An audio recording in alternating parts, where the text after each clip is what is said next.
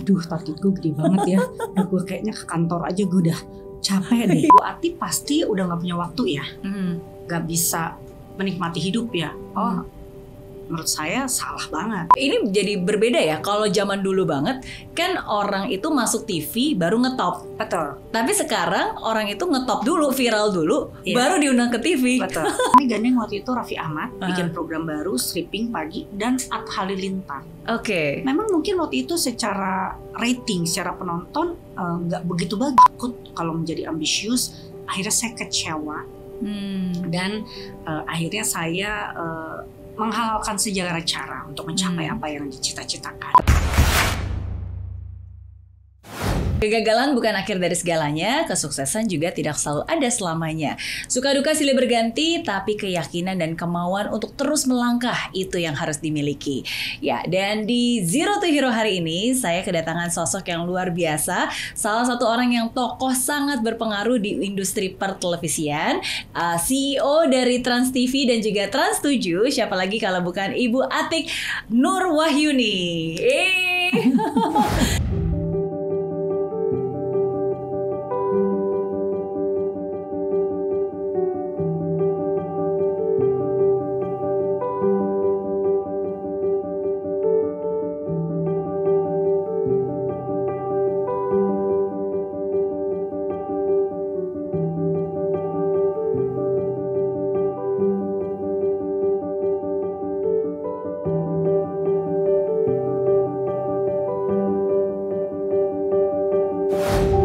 Terima kasih sudah meluangkan waktu untuk hadir di sini, Bu Atik. Sama-sama, saya juga terima kasih. Suatu kehormatan bisa jadi tamu dari Mary Riana. Wah, saya yang terhormat karena saya yakin bahwa saya akan bisa belajar banyak banget dari Ibu Atik.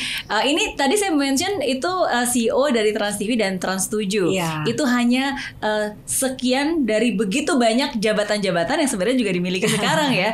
Iya. Termasuk juga komisaris utama dari CNN Indonesia, CNBC Indonesia, dan masih banyak lagi. Wow, dan di tengah segitu banyak kesibukan masih selalu meluangkan waktu untuk berbagi dan juga di channel YouTube-nya Bu Atik ya. Iya, betul. Oke, seru nih. Hari ini kita ngobrol-ngobrol banyak banget. Tapi pertama-tama mungkin yang saya ingin tanyakan sebagai seorang wanita karir, apalagi di industri pertelevisian, di mana banyaknya itu dominasi pria ya. Iya, betul. Oke, apakah ini sesuatu yang memang dibayangkan dan dicita-citakan dari Bu Atik dari sejak kecil? Sebetulnya kalau ini cita-cita dari kecil pasti enggak ya. Karena waktu saya kecil belum ada TV. Belum ada TV swasta ya. Adanya Iya. kan TVRI TVRI. ya waktu itu ya. Jadi sebetulnya kenapa saya masuk di TV awalnya karena saya tuh suka banget marketing. Saya suka banget. Saya suka bertemu orang, saya suka ngobrol. Kemudian pada saat kuliah juga saya suka banget pelajaran marketing gitu. Jadi pada saat saya lulus kuliah, saya melamar di beberapa perusahaan, ada yang diterima di finance, di mana saya bilang saya nggak mau, saya maunya di marketing. Nah akhirnya waktu itu RCTI baru bersiaran waktu itu bulan Agustus. Nah kemudian membuka lowongan, saya melamar di sana. Sebenarnya melamarnya lewat Bimantara. Oke. Kemudian setelah diterima di Bimantara, saya bilang saya gak mau kalau di HR. Saya soalnya tertariknya sama marketing. Akhirnya di refer lah ke RCTI, dan di sana saya memulai karir saya sebagai akun eksekutif di bagian sales and marketing. Oke, tapi dari situlah sebuah kegigihan dan salah satu mindset yang saya suka dari Ibu Atik adalah selalu memberikan yang terbaik. Iya. Dan ingin menjadi yang terbaik. Betul. Dan itulah yang membuktikan bahwa ternyata walaupun mungkin nggak pernah bercita-cita ingin menjadi CEO dari sebuah perusahaan, tapi dengan memberikan yang terbaik itu yang akhirnya membawa Bu Atik sampai ke posisi sekarang ya. Betul. Dan mencintai pekerjaan kita itu paling penting. Oke, mencintai pekerjaan ya. Ini terbukti loh karena kan Ibu Atik sendiri di industri pertelevisian udah 30 tahun. Iya. Oke, dan dari 30 tahun dari sejak fresh grade, begitu lulus langsung sampai hari ini. Oke. Dan hanya di 2 perusahaan. Wah, itu menunjukkan benar-benar kecintaan yang luar biasa ya. Betul. Cinta dan komitmen. Iya, selain cinta dan komitmen juga kebetulan saya diberi peluang yang besar di perusahaan di mana saya bekerja, sehingga buat apa saya cari peluang di luar, ya kan? Karena peluang yang diberikan di perusahaan selalu dari tahun ke tahun saya di-challenge untuk diberikan tanggung jawab yang lebih dan lebih. Sehingga itu yang membuat kenapa saya hanya berada di 2 perusahaan.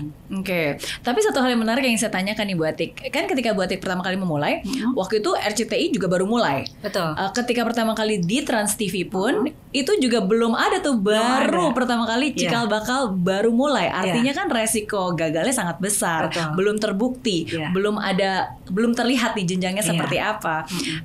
Tapi apa yang membuat Bu Atik percaya dan yakin? Waktu di Trans TV. Waktu di Trans. Kalau menurut saya kan udah masuk di RCTI 10 tahun ya. Kemudian saya melihat sebuah peluang baru. Ya kan, di mana di situ saya melihat ada tentunya sebuah perusahaan yang punya visi dan misi ya. Dan saya melihat bahwa sepertinya cocok dengan saya gitu, sehingga saya memberanikan diri untuk bergabung kepada perusahaan baru. Dan saya orangnya tuh suka challenge. Oke. Ya, jadi justru saya melihat bahwa di sini saya bagaimana ada pemikiran-pemikiran saya yang tidak bisa diterapkan di RCTI karena itu udah menjadi sebuah perusahaan yang besar, mungkin bisa diterapkan di perusahaan baru. Nah, itu yang membuat saya tertarik untuk pindah ke perusahaan Trans TV. Padahal sebetulnya RCTI adalah number 1 ya. Iya. Gitu, pada saat itu ya. Pada saat itu, sehingga sebetulnya buat apa sih sebetulnya saya pindah gitu. Tapi itu tadi sebuah challenge ya buat saya untuk memulai sesuatu yang baru dan yang menantang menurut saya. Iya. It's a risk ya. Karena betul. Kan ketika kita sudah berada di sebuah perusahaan selama 10 tahun, kita yang membantu membesarkan juga, udah pasti sangat nyaman dong. Betul. Dalam arti nggak perlu kerja terlalu keras, ya udah tau lah kira-kira seperti ini gitu. Tapi ketika memulai lagi sesuatu yang baru kan, ulang lagi dari awal, culture-nya juga dari awal, strateginya juga dari awal. Awal-awal kaget juga loh. Karena juga kan tentunya ownernya berbeda ya. Jadi cara mereka memanage company juga berbeda. Jadi sebetulnya pertama agak kaget juga, tapi kita cepat gitu. Kami cepat untuk beradaptasi dengan apa yang terjadi Trans TV. Oke. What is the best way to adapt kalau menurut Bu Atik? Gimana cara paling mudah untuk paling cepat untuk bisa beradaptasi? Kalau menurut saya dalam hidup ini tuh nggak ada yang pasti ya kecuali perubahan. Jadi kemampuan untuk beradaptasi itu adalah suatu yang paling utama dalam kita menjalani kehidupan kita, baik dalam pekerjaan maupun kehidupan kita sehari-hari ya. Tentunya kalau buat saya beradaptasi adalah mempelajari apa sih yang kondisi yang terjadi, kemudian bagaimana kita menyesuaikan diri tanpa juga harus mengorbankan diri kita sendiri. Gitu. Jadi kita melihat bagaimana kita mensiasatinya dan bisa nggak menikmati perubahan ini. Tentunya kalau tidak bisa, kita nggak boleh maksa. Itu akan membuat diri kita juga nggak nyaman dan akhirnya juga nggak berhasil juga. Satu kata yang saya notice lagi nih dari Bu Atik, menikmati ya. Kayaknya ini 2 kata kalau di awal Bu Atik bilang harus mencintai, dan sekarang juga harus menikmati gitu proses adaptasinya. Ya kayaknya itu memang satu hal yang membuat Bu Atik masih bisa terus tersenyum dan menikmati hidup walaupun banyak tantangannya. Karena ujung-ujungnya pekerjaan apapun, tantangan sebesar apapun memang nggak mudah, tapi ya harus dibawa happy ya, harus dinikmati ya. Kenapa saya bilang mencintai pekerjaan itu harus sangat penting ya.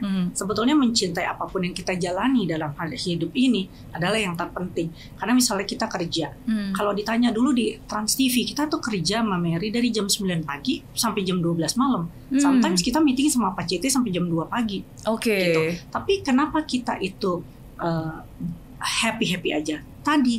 Karena kita mencintai semua teman-teman saya dan teman-teman di sana tuh mencintai pekerjaan kita, sehingga sesuatu nggak jadi beban. Target yang diberikan kepada kita melihatnya nggak beban, tapi challenge. Gimana kita menaklukkan challenge tersebut, ya kan, bahkan melebihi apa yang ditargetkan kepada kita. Tapi kalau kita tidak mencintai pekerjaan kita dan kita tidak mensukai challenge, kita dikasih target, aduh target gue gede banget ya, gue kayaknya ke kantor aja gue udah capek deh gitu. Jadi itu kenapa buat saya mencintai pekerjaan kita itu adalah kata kunci buat sebuah pekerjaan, buat sebuah kesuksesan mungkin. Yes, and to have that ownership ya. Betul. It's not just about knowing but owning gitu, Iya. memiliki.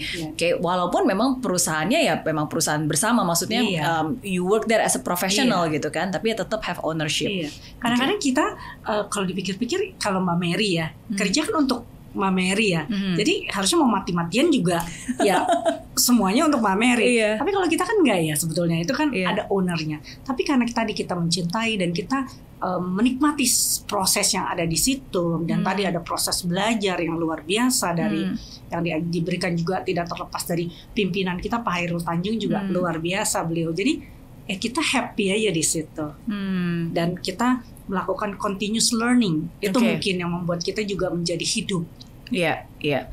Terus bertumbuh, bukan hanya income yang bertumbuh, tapi skill, mindset, ya kan? Betul. Karena saya selalu bilang keberhasilan itu adalah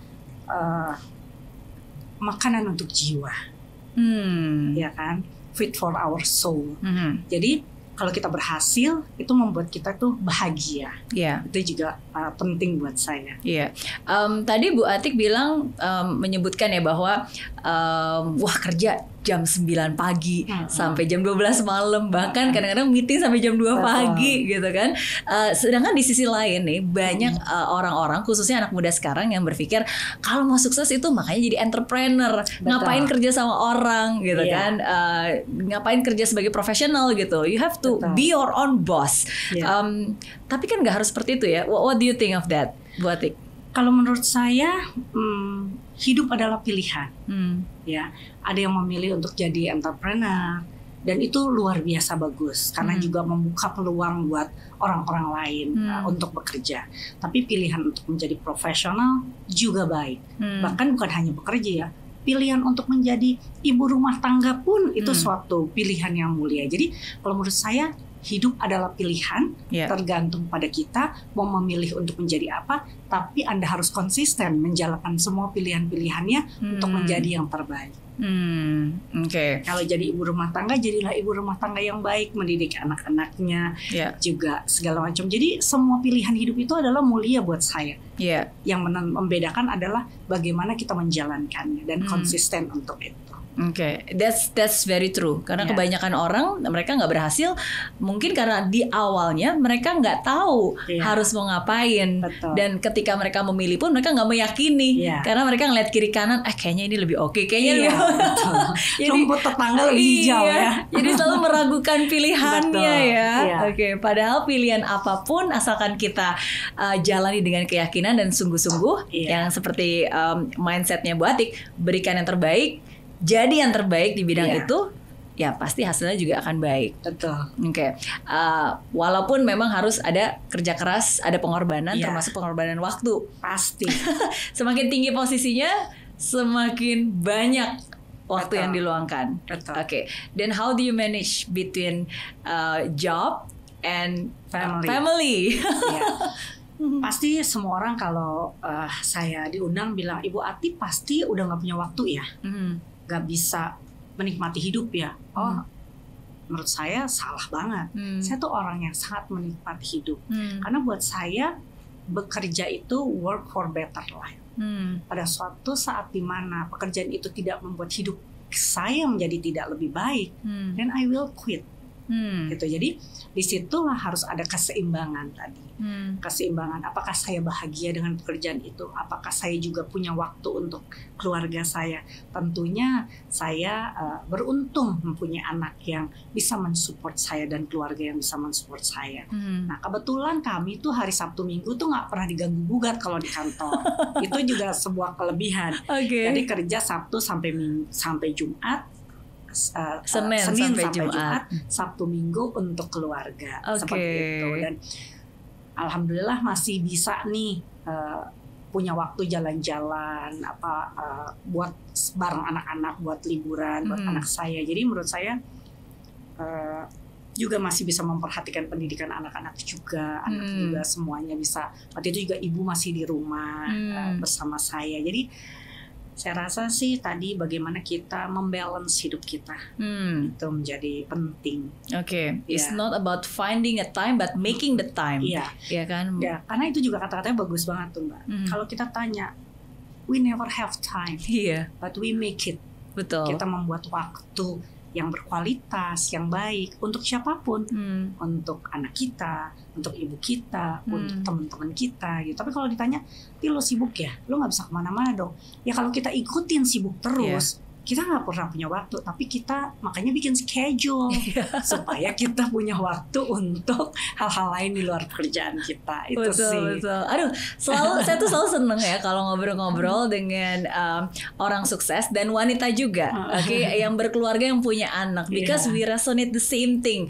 Dan saya selalu bilang, make priorities, tapi to show that you are really knows that priorities itu important, you have to make it in schedule. Karena kalau kamu nggak put it in schedule itu sama aja bohong. Itu it's not a priority. Karena only if we put it in schedule baru it will happen kan. Termasuk juga jadwal anak, jadwal liburan anak, jadwal kalau anak lagi ujian Dan ini komitmen banget loh. Aku begitu aku tahu ya, aku impress banget sama Bu Atik. Kenapa? Karena ketika waktu itu anaknya Bu Atik, Anissa, kuliah di Jepang, sekolah di Jepang, you even make a time to travel there frequently. Jadi hari Kamis malam saya berangkat, habis meeting Bapak CT, langsung saya ke airport, tuh semua barang udah ada di airport, koper saya datang, masuk, check in, terbang nanti hari Senin malam jam 11 saya terbang dari Jepang sampai sini jam 5, Selasa saya udah kerja lagi. Oke, and itu regular seperti itu. Regular nih. Wow, why? Kenapa sampai segitunya? It takes a lot of sacrifices kan. Orang juga selalu bilang, Ti kok kuat banget sih lo kayak gitu. Gue sih nggak sanggup gitu.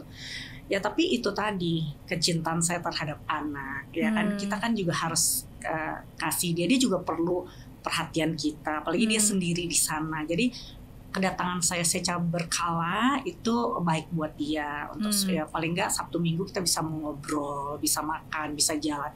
Tapi apalagi kalau dia lagi ujian akhir semester gitu, saya biasanya meluangkan waktu juga cukup lama untuk menemani. Apalagi waktu ujian terakhir, seminggu deh saya di sana untuk support aja. Sebetulnya saya juga nggak bisa bantu apa-apa ya, karena dia kan belajarnya animasi. Tapi keberadaan saya di sana untuk mensupport Anissa supaya lebih tenang lah dalam menghadapi ujian. Itu sih. Wow, itu sih yang membedakan orang-orang sukses sama orang yang nggak sukses. Orang sukses itu mereka bukan hanya punya rencana, tapi mereka mengeksekusi rencananya. Because sometimes we have it in theory, make priority, tapi in realita we don't do that kan. Kita nggak mengeksekusi itu. Walaupun yang tadi it takes a lot of effort. Pada saat itu kan posisi Bu Atik juga sudah banyak hal yang harus dilakukan di pekerjaan kan. Dan kalau dipikir-pikir, kenapa saya ambil flight malam? Karena saya begitu masuk pesawat saya tidur. Jadi bangun pagi sampai di Jepang saya udah langsung bisa berkegiatan kan dengan anak saya. Terus malam juga hari Seninnya masuk pesawat saya tidur. Jadi Senin langsung saya udah bisa kerja lagi. Gitu. Langsung meeting lagi ya. Gitu. Jadi flightnya juga dipilih yang benar-benar sangat efektif. Iya. Biar begitu datang udah langsung fresh. What's next langsung langsung. What do you think is the biggest challenge as a woman leader sebagai seorang pemimpin wanita? Apa challenge terbesar? Kalau menurut saya sih challenge-nya adalah diri sendiri ya. Gimana kita karena sekarang saya lihat udah banyak sekali perempuan maju dan yang pasti adalah kesempatan yang diberikan untuk perempuan itu sudah besar sekali. Jadi kembali lagi kepada kita, bagaimana kita. Saya nggak melihat sebagai dia itu nah mungkin kalau woman leader ya, kalau di kantor sendiri sih atau di bidang organisasi manapun, saya rasa sih dari organisasi itu sih tidak ada challenge yang berlebihan sih, ya kan, karena itu kan bagaimana kita, bahkan keuntungan kita kan kita banyak kan penelitian juga yang menyebutkan bahwa wanita itu kan multitasking kan, gitu. Itu menjadi keunggulan kita sehingga bagaimana kita bisa sukses. Tapi tentunya challenge-nya adalah tadi tenaga kan. Apapun physically laki-laki ditakdirkan untuk lebih strong physically. Nah, bagaimana kita tadi juga bisa kuat dalam fisik juga, karena tadi kan waktu yang dibutuhkan juga panjang. Nah itu sama tadi, kadang-kadang perempuan kita kan dihadapkan pada misalnya nih Mbak Mary, bapak-bapak anaknya sakit, dia kan ke kantor aja nggak masalah kan, karena ada istrinya kan yang ngurusin. Nah kadang-kadang kita kan sebagai ibu kan anak kita kalau sakit kan membutuhkan kita semua. Betul. Jadi tadi itu sih bahwa memanage waktu, memanage priority itu antara keluarga dan pekerjaan itu juga menjadi challenge yang besar juga buat kaum wanita. Oke, jangankan anak sakit ya, anak ujian aja itu kita bikin PR aja juga kita tungguin ya. Betul. Karena kita mau ujian kan kita yang sibuk. Kamu udah semua coba udah siap. Ini PR-nya apa, tugas-tugasnya udah terkumpul semua supaya ini. Kita kan yang paling ini ya concern ya. Benar. Dan bukan hanya itu, urusan rumah tangga di rumah pun juga ART-nya mau pulang kampung gitu kan. Waduh itu. Iya. Dulu waktu ada ibu di rumah, suster keluar kita ikut pusing kan. Benar banget. Itu bisa lebih pusing loh. Karena kan ya kita harus meng-rehire orang yang kita percayakan juga, karena kita mempercayakan anak kita dengan mereka juga kan gitu. Jadi ya I know it's not easy. Milihin guru les juga ibu kan. Betul. Dan jadi ya again, of course there's no perfect mom ya, makanya saya pun juga selalu berusaha untuk memberikan yang terbaik. Dan ya itulah, jadi kalau buat saya sendiri sih kayak begitu tahun ajaran baru biasa kan suka ada jadwal sekolah tuh selama 1 tahun, jadwal liburan tuh biasa udah selalu masukin sini dulu gitu, make sure nggak ada yang terlupakan. Dan ya again yang perintilan yang tadi itulah ya, tapi that is the one that makes the journey interesting. Iya betul. Iya nggak? Iya. Oke. Di dunia pertelevisian 30 tahun ya. Betul. Berarti Bu Ati udah merasakan bagaimana ketika dunia pertelevisian menjadi kayak wah TV segalanya. Terus ada peralihan yang bilang YouTube lebih dari TV gitu kan. Dan sekarang seperti ini. Gimana menurut Ibu Atik dari dunia pertelevisian yang sekarang, apakah ini masih efektif gitu? Apakah televisi masih menjadi media utama yang ditonton, dan gimana nih dengan tantangan dunia digital? Oke. Kalau menurut saya digital itu adalah suatu keniscayaan juga, suatu yang nggak bisa dilawan. Itu adalah apalagi sekarang pandemik ini mendorong percepatan digital. Yang kemarin kita udah industri 4.0, dengan adanya pandemik itu didorong dengan lebih keras. Kita manusia itu, orang-orang di seluruh dunia, kita dipaksa, bukan lagi didorong lagi, dipaksa untuk menggunakan aplikasi-aplikasi, karena tadi kita ada pembatasan fisik kan, gitu. Sehingga kita ke dokter, yang dulu kita langsung ke dokter, kita pakai aplikasi. Belanja kita online, ya kan, segalanya kita, bahkan Mbak Mary pun sekarang mungkin kalau kasih kelas lewat online juga. Nah itu kita dipaksa untuk menggunakan itu. Jadi menurut saya perkembangan digital itu adalah sebuah keniscayaan yang nggak mungkin kita pungkiri. Tetapi tentunya perlu proses. Sekarang bagaimana TV? TV sampai saat ini Mbak, penetrasinya masih paling tinggi. Kenapa? Karena tadi kita udah punya pemancar kita udah bisa menjangkau 97% coverage di Indonesia. Itu yang menjadikan kenapa TV masih menjadi media utama bagi pengiklan dan juga penonton di seluruh Indonesia. Karena tiap negara berbeda-beda kan Mbak, tergantung dari kecepatannya dalam penerapan internet di negara tersebut. Nah kebetulan di Indonesia saat ini TV menjadi media utama. Ya, tetapi kita juga nggak bisa memungkiri bahwa adanya millennials, zillennials, dan bahkan sekarang Gen Alpha, ya, di mana mereka sudah sangat berbeda dalam mengkonsumsi media. Mereka sekarang pada saat menonton TV, dari data-data yang ada, dari survei yang ada, menunjukkan bahwa mereka punya behavior baru yang namanya dual screen. Di mana pada saat mereka menonton, mereka memegang smartphone. Nah, seperti itu. Jadi kami pun di TV juga, khususnya di Transmedia, kami sangat fokus dalam mengembangkan media-media digital kita yang baru. Walaupun TV masih menjadi media utama. Dalam hal advertising expenditure pun, dari media kita juga masih yang paling tinggi adalah didapat dari televisi. Tetapi tentunya kita nggak bisa mengabaikan itu, Mbak. Secara teknologi kita juga harus memperbaiki. Satu apa? Kita sekarang ada namanya interaktif TV. Bagaimana kami bekerja sama dengan media digital kami untuk bisa, sekarang kalau nonton Trans TV bisa ada QR code tuh. Bisa kita bisa pakai QR code. Nah, nanti masuk ke landing page-nya di detik. Bahkan kalau kita bekerja sama klien, bisa masuk ke landing page-nya klien. Gitu. Jadi dari teknologi kita juga mengimprove. Nah, kami pun mengembangkan media sosial kami. Kayak Trans7 itu kita aset digital kita itu adalah 92 juta subscriber yang setara dengan 57,5% dari user dari media sosial. Jadi kami juga sangat serius baik dari Trans7 pun maupun Transmedia menghadapi era digital ini, menyambut era digital ini. Nah, itu dari teknologi. Nah, sekarang bagaimana dari konten? Kita melihat bahwa YouTube tuh juga sekarang tenar sekali. Makanya apa yang dilakukan tadi, Mbak, adaptasi. Kami menggunakan, kalau Mbak Mary lihat sekarang bahwa kita banyak sekali mengambil artis-artis yang sangat ngetop di YouTube. Ya kan, Mbak Im Wong. Kalau Raffi Ahmad udah dari dulu kan. Kemudian ada Andre. Jadi artis-artis yang bukan hanya ngetop di TV tapi punya basis di YouTube yang besar, itu kita ambil. Bahkan kita juga mengadaptasi konten-konten mereka yang di YouTube untuk dijadikan konten TV. Nah, itu tadi, Mbak. Jadi di skala bidang tuh tadi yang namanya adaptasi itu adalah number one lah, nomor satu yang harus dikedepankan. Kenapa? Karena kita terus, kita nih tiap hari yang ada berubah. Jadi bagaimana adaptasi itu kita lakukan untuk bisa survive bahkan memenangkan kompetisi ini.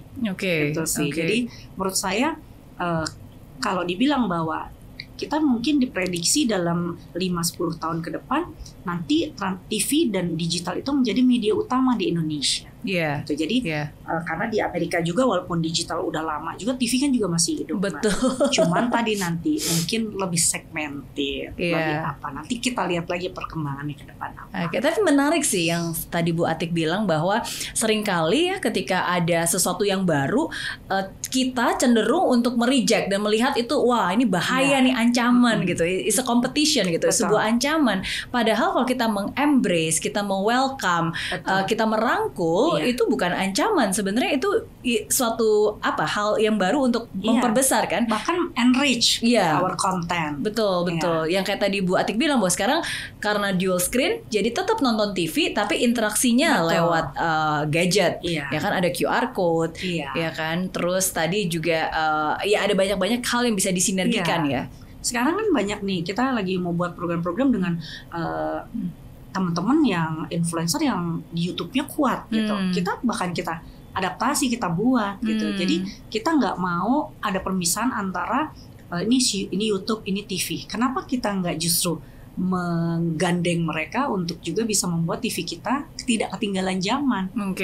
Kayak waktu contohnya 2 tahun yang lalu kita melihat TV7 tuh, Trans7 tuh udah sangat kayak TV tua gitu loh. Ini ngeliat TV tua. Apa yang kami lakukan? Kami gandeng waktu itu Raffi Ahmad bikin program baru stripping pagi dan At Halilintar. Memang mungkin waktu itu secara rating, secara penonton nggak begitu bagus, tapi membuat image Trans7 secara keseluruhan menjadi mudah kembali, lebih mudah ya, refresh. Dan ditonton oleh tadi milenial, zilenial itu sih. Jadi beberapa strategi kita jalankan secara bersamaan di beberapa bidang sehingga menghasilkan sesuatu yang baik. Ini jadi berbeda ya. Kalau zaman dulu banget kan orang itu masuk TV baru ngetop. Betul. Tapi sekarang orang itu ngetop dulu, viral dulu, baru diundang ke TV. Betul. Jadi gimana nih? Jadi kalau orang yang pengen ngetop harusnya berarti maksudnya bagaimana Bu Atik bisa melihat perubahan ini? Kalau menurut saya sih ada 2 ya. Pertama memang orang yang mengambil jalur karirnya memang di TV ya, dari yang dulu-dulu. Mereka udah di TV, akhirnya mereka bikin YouTube dan mereka juga menghasilkan subscriber yang luar biasa. Tetapi ada juga, kalau dulu kan orang ibaratnya kalau boleh dikatakan panggungnya kecil ya, cuman TV ya. Jadi kesempatan orang pun kan untuk diketahui bahwa dia berbakat itu kan sulit ya. Tetapi kalau dan barrier of entry-nya juga susah banget untuk masuk ke sana kan. Kan kadang-kadang dia juga pas lagi casting dia gugup, akhirnya dia nggak lulus. Tapi kalau misalnya dia di YouTube sekarang dengan adanya platform yang banyak yang juga memungkinkan orang ibaratnya punya panggung sendiri, dia bisa bikin YouTube. Pertama mungkin dia masih gugup, lama-lama dia latihan, akhirnya dia bagus ya. Ataupun di dalam perjalanannya dia menemukan suatu identity atau kreatif yang bisa membuat dirinya itu unik dan akhirnya disukain orang. Nah, akhirnya mungkin juga TV melihat, atau bahkan dia juga bisa udah hidup sendiri dengan penghasilan dia dari YouTube. Jadi menurut saya dengan adanya internet digital, sebetulnya kesempatan orang untuk berkembang dalam bidang apapun itu sangat luas gitu. Jadi bagaimana tadi kita harus memanfaatkan si digital makanya buat teman-teman yang mungkin baru fresh grade atau baru yang first job. Jadi jangan melimitasi diri. Explore aja kemampuan kamu dimanapun kamu berada, sampai suatu hari kamu menemukan apa sih jalur saya. Kadang kan ada orang beruntung ya Mbak Mary, dari awal kita udah yakin, oke, saya mau mengambil jalur ini dan kita konsisten, kemudian kita sukses. Tapi juga ada orang juga yang saking mempunyai talent yang banyak, lebih dari satu, mungkin dia bingung nih, mau yang ini, mau ini. Nah, saat ini mungkin waktunya adalah untuk teman-teman yang baru untuk mengeksplor kapasitasnya lebih lebar lagi untuk mengetahui sebetulnya jalur saya yang paling tepat di mana sih. Itu juga mungkin bisa dilakukan juga sih. Betul, setuju. Dan ini persis seperti yang tadi Bu Atik bilang di awal, lagi-lagi pilihan. Betul. Ya kan, sekarang dunia memberikan kita begitu banyak kesempatan, ada banyak jalan menuju Roma. Ya kan, tapi lagi-lagi ya kamu mau milih yang mana? Betul. Pilihlah yang benar, konsekuensi, komitmen, tekuni, dan ya udah jalankan aja. Jadi mau mulai dari TV dulu kah, mau mulai dari YouTube dulu kah, ya kan, mau mulai dari manapun juga, Instagram kah gitu kan. Yang penting dipilih, diyakini, dijalani dengan sungguh-sungguh. Oke. Bu Atik juga tahun 2020 ini menerima banyak penghargaan. Salah satu penghargaannya juga The Industry Marketing Special Mention 2020 dari Marketers of the Year 2020 ya. Ini penghargaan yang diberikan karena Ibu Atik juga banyak sekali memberikan inovasi di saat pandemi, khususnya di dunia pertelevisian. Inovasi apa nih yang dibuat di saat pandemi ini? Tentunya waktu itu kan salah satunya kita dalam pandemi ini gimana sih kita, perusahaan kita juga masih bisa survive ya, bahkan berhasil menghadapi ini, karena ini kan suatu yang mengejutkan. Jadi waktu itu tentunya kami melakukan cost leadership. Tapi tentunya cost leadership itu bagaimana juga bukan hanya semata-mata cost leadership, tapi juga diimbangi dengan kreativitas untuk supaya tetap menghasilkan produk-produk yang baik. Ya kan? Jadi karena kan kita tahu bahwa di era pandemi ini kan semua iklan turun, ya kan, semua bisnis menurun. Jadi bagaimana kita tetap bisa profit dalam situasi yang seperti ini. Jadi kalau kita cost leadership saja, melakukan cost leadership tanpa creativity, yang ada kita cuman menurunkan kualitas. Nah, di sini dibutuhkan bagaimana kita memilih program, membeli program yang cocok. Tentunya pada saat pandemi itu terjadi perubahan behavior audience yang luar biasa, yang tadinya tiba-tiba ada penonton anak-anak yang besar, tiba-tiba ada penonton laki-laki yang besar masuk di situ. Pola orang mengkonsumsi juga, media juga berubah. Nah, di situ bagaimana kita kreatif untuk bisa memenangkan kompetisi ini dengan tadi melakukan juga cost leadership supaya kita pada ujungnya tetap profit. Itu sih kan. Berarti pandemi ini pun di dunia pertelevisian tetap sangat berdampak ya. Sangat. Kami melakukan waktu itu juga, kita membuat program-program yang bahkan karena pandemi itu juga kita kan kebetulan YouTube kita besar ya, Facebook kita juga besar. Tapi sekarang pada dimulai di tahun ini kita juga membuat program-program yang tidak ditayangkan di TV, tapi hanya ditayangkan di sosial media. Gitu. Itu juga merupakan terobosan karena juga kita juga kemarin Mbak Mary juga ikut di dalamnya acara yang juga buat wanita, inspirasi untuk wanita. Nah, itu juga salah satunya akhirnya kita dipilih oleh YouTube untuk menjadi host dalam acara tersebut. Nah itu juga karena kita sangat serius Mbak mengembangkan social media kita dan membuat program-program yang hanya tayang di sosial media.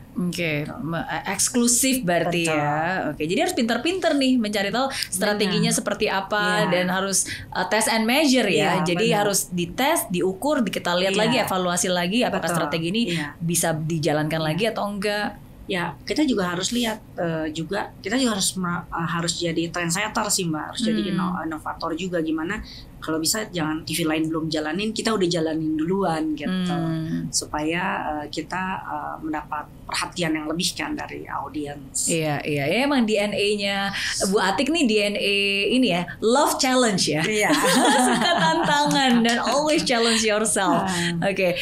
Kalau dari tadi kan jelasnya wah kayaknya semuanya mulus-mulus aja nih. Betul. Kayak wah berhasil gitu. Ada gak sih saat-saat momen titik terberat, titik terendah yang pernah dihadapi Bu Atik?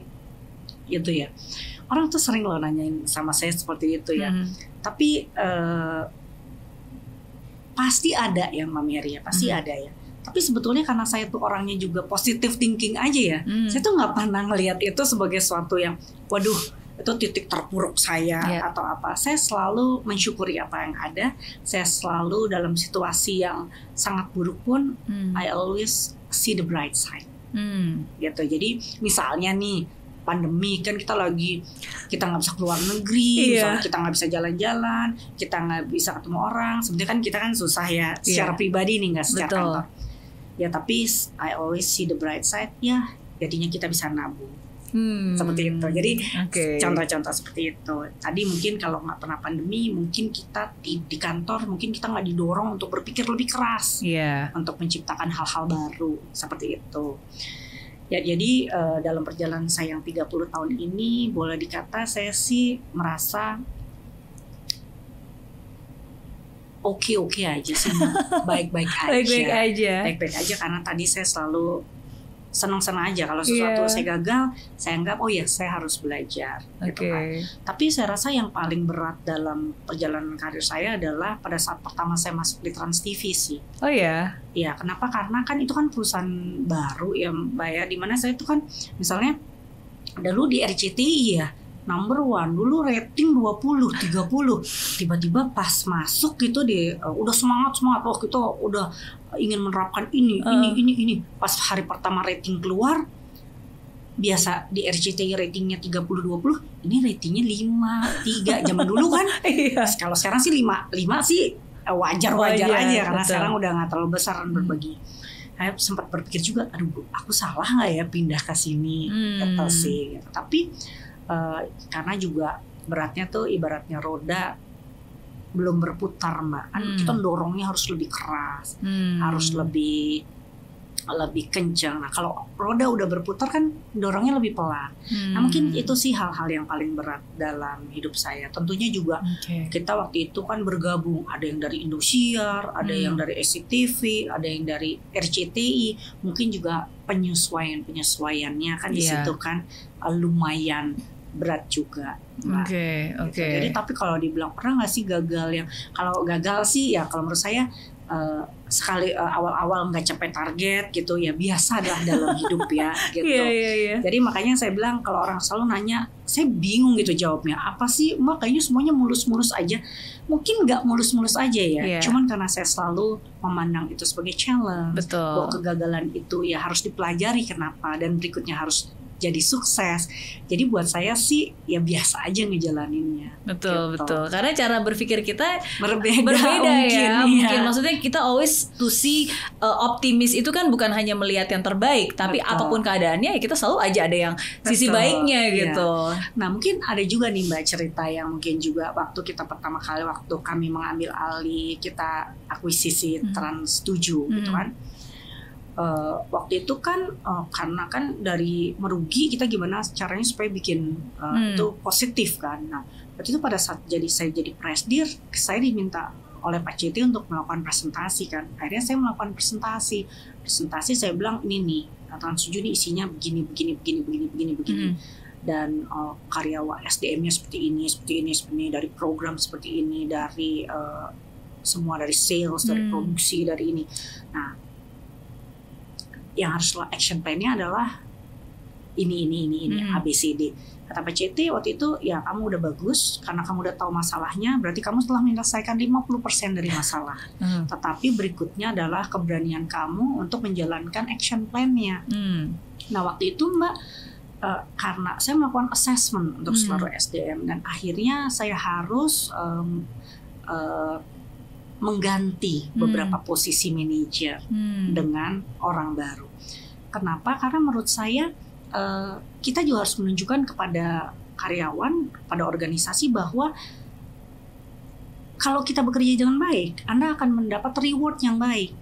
Tapi kalau ada posisi-posisi penting tidak menjalankan tugasnya dengan baik dan tidak dipunish, ya orang juga bingung dong ini perusahaan mau jadi apa gitu. Jadi waktu itu saya mengambil keputusan untuk mengganti beberapa manajer dengan orang baru. Nah, semua orang bilang bahwa wah hebat lu ya Tia, lu berani mengambil unpopular decision gitu. Mungkin itu juga suatu titik krusial juga sih Mbak Mary. Tapi menurut saya nggak melihat tuh ada namanya unpopular decision. Menurut saya setiap decision itu bisa popular, bisa unpopular, tergantung dari sudut pandang kita melihat, Mbak. Kalau menurut saya mengganti misalnya 4 orang manajer, tapi dengan diganti 4, perusahaan itu maju dengan pesat, berkinerja dengan baik dan menghasilkan profit yang baik yang akhirnya karyawan dapat bonus. Mungkin di mata 4 orang ini dan segelintir orang, saya mengambil unpopular decision. Tapi untuk the rest of the karyawan yang which is 1.500 orang itu, decision yang saya ambil adalah popular. Karena kenapa? Membuat perusahaan lebih bagus dan mensejahterakan karyawan pada ujungnya. Gitu. Jadi saya selalu bilang buat saya nggak ada unpopular decision, tinggal dari sudut pandang mana kita melihat sebuah decision itu diambil, dan selama decision itu bisa menghasilkan sesuatu yang baik, ya itu semuanya menjadi popular. Gitu. Tapi itu tadi kan banyak orang, aduh ntar gue nggak disukain orang. Buat saya kalau itu baik, kenapa harus kita takut? Gitu betul. Ya as a leader mungkin ya memang itu salah satu tugas terbesar kita ya, untuk make a decisions and then like memanage the team dan memake decisions, karena setiap hari ya itu karena one decisions that we make itu ya efeknya ke seluruh karyawan yang ada di perusahaan kan. Ya some people will take it as a beban, tapi ya kalau kita mau melihat dari sudut pandang yang lain ya itu kesempatan sebenarnya, ya kan. Oke. 2 pertanyaan terakhir nih buat Ibu Atik nih. Saya pengen ngobrol banyak nih karena setelah saya ngobrol saya selalu belajar banyak banget. Tapi 2 pertanyaan terakhir, mungkin pertanyaan yang pertama adalah kalau Ibu Atik bisa kembali ke masa lalu pas lagi mungkin masih remaja gitu, apa nasihat yang bisa Ibu Atik berikan kepada Ibu Atik yang masih muda zaman dulu? Kalau apa ya?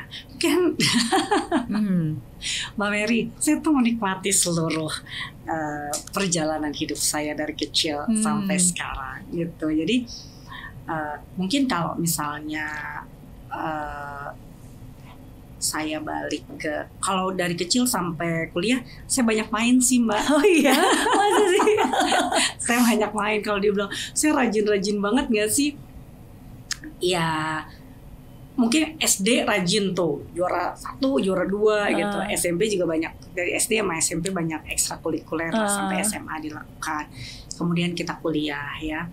Nah mungkin kalau di sampai kuliah sih saya walaupun dari kecil saya memang selalu gitu tuh Mbak, pengen jadi yang terbaik. Pokoknya kalau di sekolah ada drum band waktu itu kan saya jadi mayoretnya. Kalau ada nari Meksiko dulu yang dipilih, karena saya di SD Meksiko kan, dipilih 7 orang, saya terpilih gitu. Jadi emang saya tuh selalu pengen outstanding aja selalu. Betul. Gitu kan. Jadi saya menjalani hidup saya sih dengan, mungkin juga itu nggak lepas dari pengaruh keluarga sih ya Mbak Mary ya. Semuanya itu karena keluarga saya paling kecil, kakak-kakak saya juga 10 orang. Jadi saya mungkin mengikuti kakak-kakak saya, jadi udah ini. Nah mungkin kalau misalnya apa yang saya lakukan, mungkin bukan dari remaja kali ya. Remaja sih saya fine-fine aja sih, menikmati hidup ya.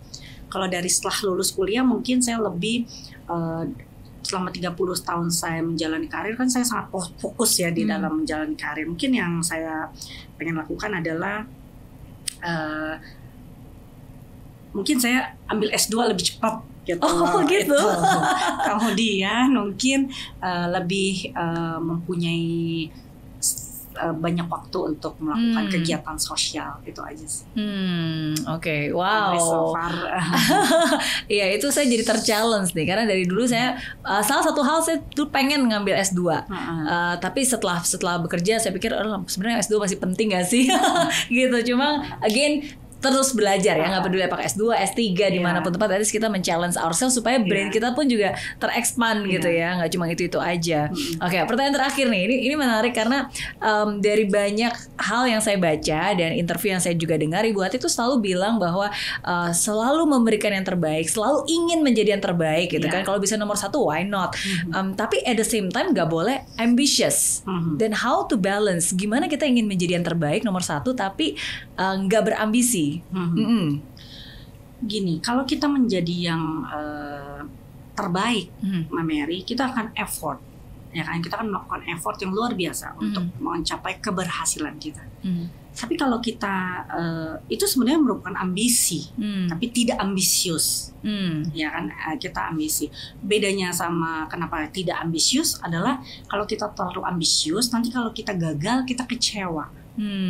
Karena dalam hidup ini ada hal-hal yang tidak bisa dikontrol oleh kita, dikontrol oleh orang lain, dikontrol oleh Tuhan, gitu ya kan? Jadi bagaimana kita berusaha aja maksimal menjadi yang terbaik. Tadi kalau dibilang kenapa sih menjadi yang terbaik, Mbak? Ya kita kan harus punya target. Kalau kita menjadi yang terbaik, kita ibaratnya kalau kita nggak berhasil kita jadi nomor 3, kita menjadi nomor 5, atau kita menjadi nomor 10, paling nggak kita menjadi top 10. Tapi kalau kita tidak pernah mencanangkan diri kita untuk menjadi number 1, kita nggak punya benchmark nanti. Kita akhirnya jadi biasa-biasa aja gitu. Nah, kita juga nggak mendorong diri kita untuk memberikan full effort terhadap apa yang kita jalankan gitu.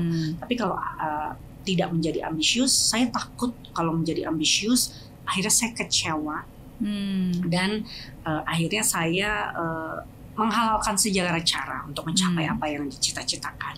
Itu aja sih. Jadi saya percaya bahwa kita melakukan yang terbaik, Mbak. Kita menjaga, selalu di tim saya juga bilang, Anda harus berkompetisi dalam harmoni. Berkompetisi dalam harmoni. Jadi jadilah orang yang terbaik, yang terjago di sini, tapi enggak nginjek orang. Gitu. Itu yang paling benar. Karena kamu akan bahagia nantinya. Gitu. Kalau kita gue pengen jadi ini, kenapa yang nggak berhasil? Kita pusing sendiri, Mbak. Jadi aku nggak mau. Jadi aku mau sukses. Ya, sebetulnya sih sukses itu kan sebenarnya hasil dari apa yang kita lakukan ya untuk menjadi yang terbaik. Tapi kalau kita udah berusaha yang terbaik, kita nggak berhasil, ya nggak apa-apa juga. Yang penting kita udah puas, kita menjalankan udah yang for the fullest ibaratnya. Gitu. Berkompetisi dalam harmoni. Itu juga bisa jadi tagline nih. Dan emang benar sih, kita nggak perlu menjatuhkan orang lain untuk menjadi tinggi, nggak perlu menjelekkan orang lain untuk menjadi baik gitu. Yang penting lakukan benar-benar apa menjadi porsi kamu dengan sungguh-sungguh, dan apapun hasilnya, ya kalau itu sesuai dengan yang kamu mau, bagus. Tapi kalau itu tidak sesuai, mungkin Tuhan tahu yang lebih baik gitu buat kamu, gitu kan. Thank you sekali lagi Bu Atik buat semua inspirasinya, buat semua wejangannya, buat semua pengalamannya yang pastinya sangat berharga, dan ini menjadi suatu hal yang penting nih, khususnya di tahun 2021 ini, ya kan, momen baru, ya kita harus punya mindset baru, strategi baru, dan semangat baru untuk untuk menjadikan tahun ini tahun terbaik bagi hidup kita. Dan yang penting jangan lupa untuk bahagia. Jangan lupa untuk bahagia. Paling penting dalam hidup. Ya kan? Yes, betul. Dan jangan lupa juga untuk subscribe channel YouTube Bu Atik. Karena di tengah kesibukannya masih sempat buat konten.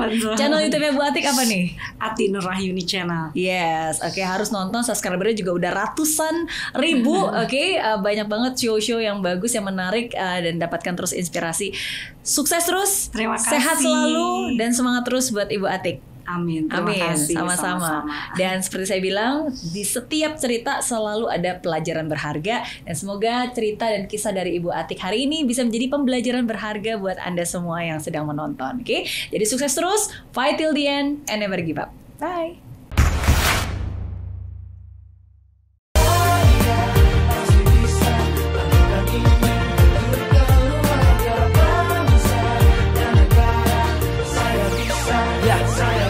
Laksana bumi tanpa hujan, hidup tanpa tujuan, kering dan mati tanpa hijaunya tumbuhan. Demikian kalau mimpi tak kunjung terjadi.